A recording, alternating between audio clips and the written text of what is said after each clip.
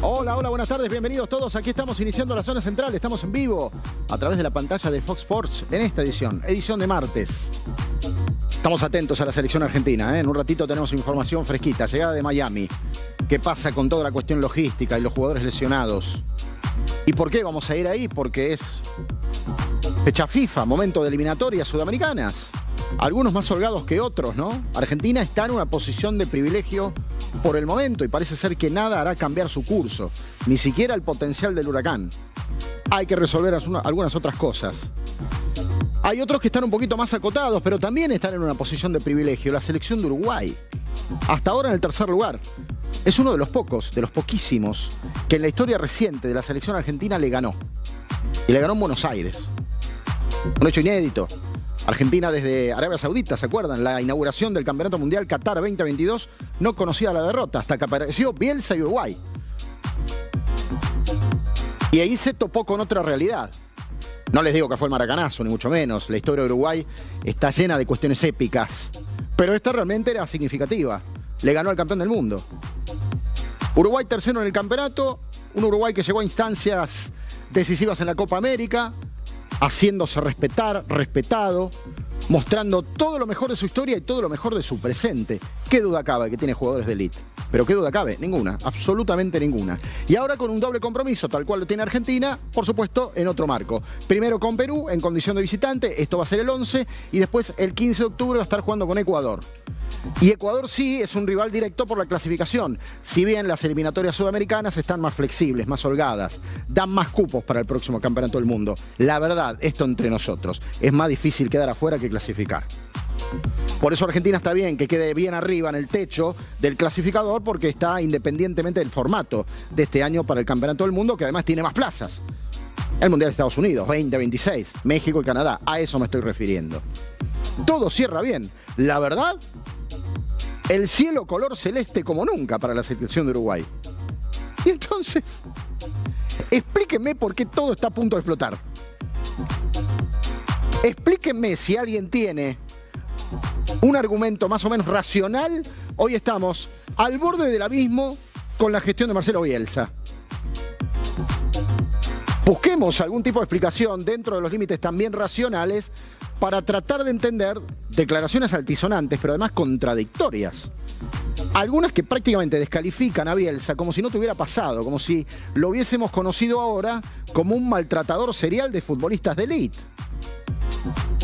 Y convengamos que no le dicen loco gratuitamente, tiene sus particularidades Marcelo, vaya que las tiene. Pero no hay un solo club y una sola selección de la que haya salido que no haya dejado una doctrina clara de cómo se trabaja y todos lo amen. Incluso aquellos que tuvieron que comerse un banco de suplentes. No me va a alcanzar el programa para hablar de los antecedentes de Marcelo como técnico. Como técnico de clubes y como técnico de selecciones. Ni que hablar Newell's, con el que salió campeón, ni que hablar Vélez, con el que marcó un ciclo. Su paso por el fútbol francés, el Olympique de Marsella, el Lille. Su paso por el Leeds United, su paso por el Bilbao. Su paso por el fútbol de México, Atlas, entre otros. Y selecciones, ¿no? Selección argentina, está bien que tenemos el magro recuerdo 2002, pero de eso podemos hacer un capítulo aparte. Pero ¿quién discute en Chile la gestión de Marcelo Bielsa? Y sentó las bases justamente de todo lo que vino después. Reinventó el fútbol, los hizo competitivos, creó una generación de futbolistas que después capitalizaron tanto y tan bien que les permitió ganar 2 Copas América, además contra Argentina. Les metió el chip de la competencia. ¿Alguien habló mal de Marcelo Bielsa? Nadie. Pero todo lo contrario, ¿eh? Lo significativo que con lo parco que es Marcelo, con las convicciones innegociables, con la ironía que siempre nos genera sus eternas conferencias de prensa, porque cada respuesta es un libro. A pesar de todo eso, Bielsa es uno de los personajes más respetados del mundo. Y en clubes realmente con convicciones futbolísticas muy fuertes y muy disímiles además. ¿Qué punto de contacto tiene Bilbao, el fútbol vasco, con el fútbol inglés, el Leeds United? Ninguno. O sea, también hubo un traspaso de fronteras culturales que Bielsa se hizo entender y se hizo querer. Generalmente, y esto debemos reconocerlo, ha tenido finales como abruptos, inesperados, ¿no? Español de Barcelona, por ejemplo, otro de los clubes que ha gestionado, que ha administrado, también con fuertes convicciones. Los catalanes son cosa fácil, y sobre todo alguien que se desarrolla y vive a las sombras de nada menos un gigante como el Barcelona. Pero ha trascendido a todas esas fronteras culturales. Y en la inmensa mayoría de los casos, independientemente de los títulos, ha salido ganador. Y ha salido como un hombre de referencia.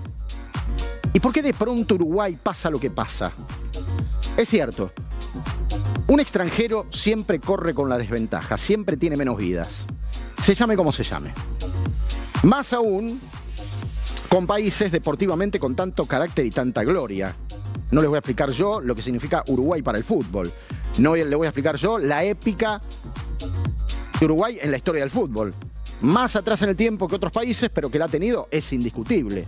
Promotor, factoría indiscutible de jugadores, y lo sabrá el fútbol argentino. No me alcanzaría la tarde para nombrar a jugadores uruguayos donde los estadios argentinos se han llenado la boca de gritar. Si hay un himno en la Argentina, en la cancha, es uruguayo, uruguayo. Y ahí podemos poner un montón atrás. Hoy, ¿quién es? Cavani, por ejemplo, ¿no? Más atrás en el tiempo, Francescoli. ¿Y cuántos otros? ¿Y cuántos injustamente no estoy nombrando? Dígame qué tipo de discusión se puede poner respecto de la gloria del fútbol uruguayo. También por eso, obviamente que es un país reactivo, hacia lo que viene de afuera, mirarlo con detenimiento, al detalle. Y probablemente en las formas y en las características que Marcelo Bielsa tenga, y para el paladar habitual y la forma de gestionar el fútbol uruguayo, no sea exactamente compatible. Y esto puede pasar.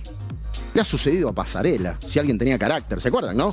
Fue también técnico de la selección de Uruguay. Y no le faltaban pergaminos a Pasarela, ¿no? Pero el que viene de afuera siempre es observado de una manera muy distinta. Y por supuesto que puede haber problemas de convivencia. Y por supuesto que Bielsa se puede equivocar. Y por supuesto que los futbolistas se pueden equivocar. Y esto puede trascender o no al resultado de un partido. Y esto puede trascender o no al resultado de un campeonato. Por supuesto que si los resultados no ayudan, vieron cómo es esto, ¿no? No aguanta nadie. Te llames como te llames. Pero cuando además los resultados ayudan, porque esto está sucediendo con Uruguay, uno se pregunta ¿por qué? A ver, seamos honestos. Con todo lo que reconocemos al fútbol de Uruguay, desde Sudáfrica 2010, aquel lejano cuarto puesto, y la Copa América que ganó en el año 2011, más de uno de los que me está escuchando ahora está mirando la zona central en este momento y estaba en la escuela primaria. No se acuerda ni siquiera de lo que estoy diciendo. Esto quiere decir que ha pasado mucho tiempo entre los últimos momentos de gloria del fútbol Uruguay y esto de recuperar el lugar y el prestigio perdido. Ojalá suceda y lo más rápido posible, porque en el fondo también tenemos admiración futbolística sobre nuestro país vecino. Esto también es indiscutible, pero los hechos son los hechos. Uruguay se recuerda el primer campeonato mundial de 1930 y el maracanazo. ¿Cómo discutir el maracanazo del 50? ¿Y después? Sí, las Copas Américas. ¿Cuántas? ¿Cómo? ¿Bajo qué circunstancias? Y en este razonamiento entra también la Argentina, ¿eh? Porque la Copa América fue un tembladeral histórico, desorganizado, paupérrimo, donde la verdad ganar o perder era prácticamente lo mismo en un momento. No tuvo la continuidad, la conducta institucionalizada de una Eurocopa, por ejemplo. La Copa América, como suele pasar en muchos lugares de Latinoamérica, era casi una casualidad por momentos.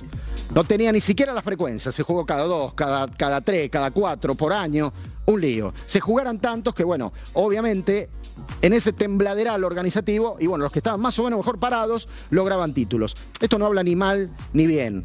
Y no viene el caso tampoco. Pero en esa lógica entró también Uruguay. Digo, para no ponerlo como parte de los cimientos que categorizan al fútbol de Uruguay y a la selección de Uruguay.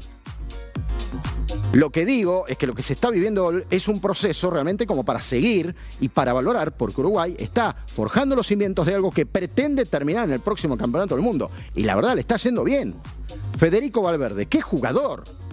No lo descubrió Bielsa, pero lo madura Bielsa, le da los galones que tiene dentro de la selección, es un jugador extraordinario.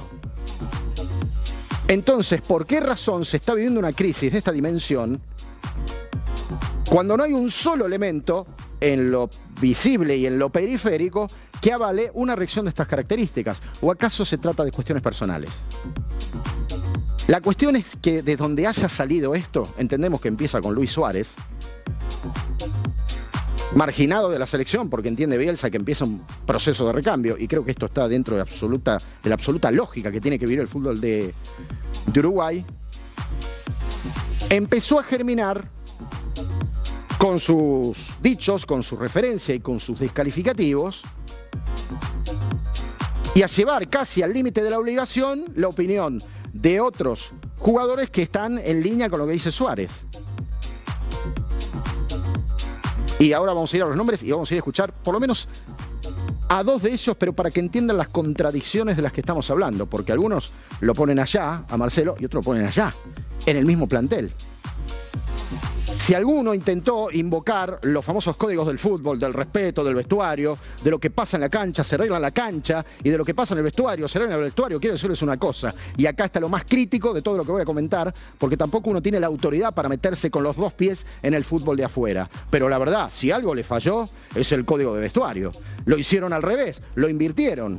Suárez, Canovio, el propio Federico Valverde hablaron primero con los periodistas en lo posible, en el lugar más visible, lo defenestraron y después dijeron que es algo que lo tienen que arreglar adentro del vestuario. Miren, yo les voy a decir una cosa, tendrán todos los pergaminos que quieran, porque los tienen y son indiscutibles, pero lo único que hasta ahora dio el ejemplo es Marcelo Bielsa, porque publicó la lista y está trabajando para los dos partidos que le quedan de eliminatorias sudamericanas. Eso es código. No vociferar y después decir que eso hay que arreglarlo dentro de un vestuario, porque ya lo que hicieron es un cisma, es una fractura, es una grieta irreconciliable. Es un golpe de Estado encubierto. Cuando el Estado, obviamente, en este caso, es un técnico de fútbol. Mientras tanto, donde todo se arregla por posteos, vieron cómo es esta época, la Asociación Uruguaya de Fútbol escribió algo que no se sabe si va para la izquierda o va para la derecha. Es decir, quedó en el medio, porque no sabe si Bielsa se la va a poder bancar, y si Bielsa no se lo banca, ¿cuál de todos estos dinosaurios va a volver a la selección de Uruguay a gestionar, vaya a saber qué otra gestión de qué otro técnico? Entonces quiero decirles una cosa, lo han manejado como el demonio. Y hoy